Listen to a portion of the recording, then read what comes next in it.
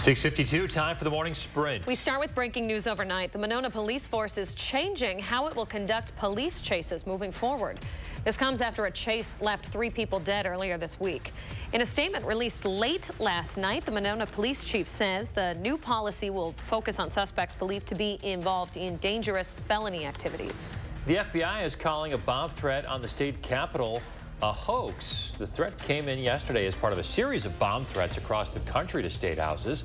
Unlike the other threats, though, Wisconsin's state capitol did not go into lockdown or evacuate. A spokesperson says Capitol Police were aware of the threat and took measures to make sure the building was safe. A Florida man is under arrest this morning for threatening to kill a member of Congress and his kids.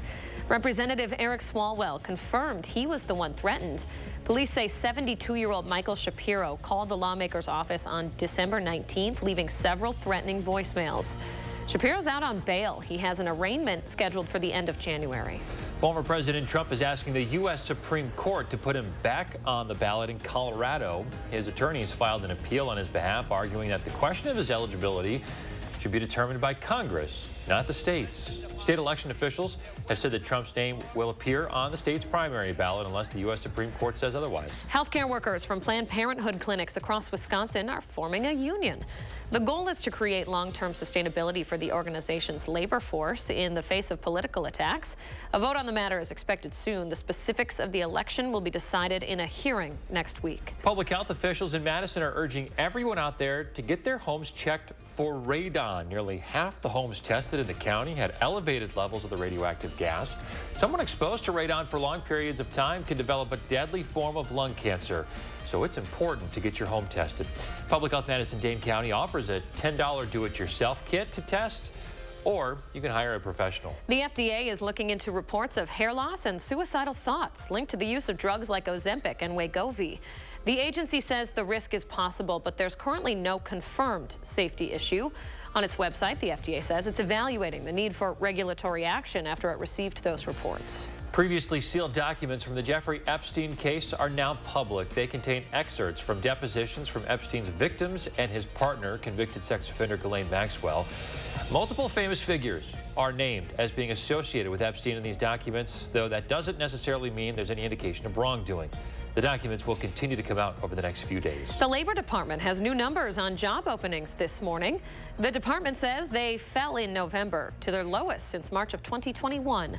Nearly 9 million jobs were posted in November. That's in line with economists' predictions.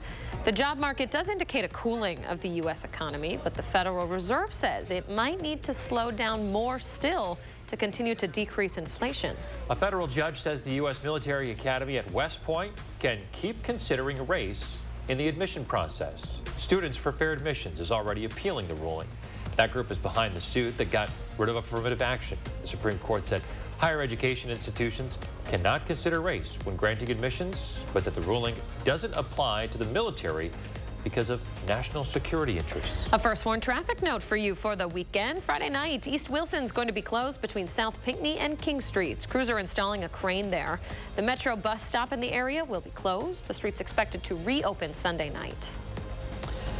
Well, 5 minutes away from 7 o'clock, a little bit cooler this morning. Temperatures near 20 here in Madison. We've had some clearing in some spots and also a cold front pass through, but finally getting some sunshine expected today. Not completely sunny, but at least some brighter skies expected for the afternoon. As we get up into the upper 20s here at the noon hour, should top out into the lower 30s. Eventually the winds will switch around the southwest, and that should bring us some milder weather tomorrow.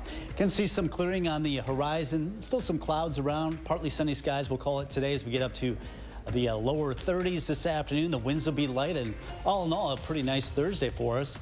Friday quiet as well, up to 35. The weekend does bring in some snow showers. Right now, maybe a coating on Saturday, just a few flurries Sunday. We're still watching that storm potential on Tuesday. That'll be the day that could be seeing more significant snow. We'll keep our eyes on that. All right, Kelly, thank you very much. Another news and weather update in 30 minutes. See you then.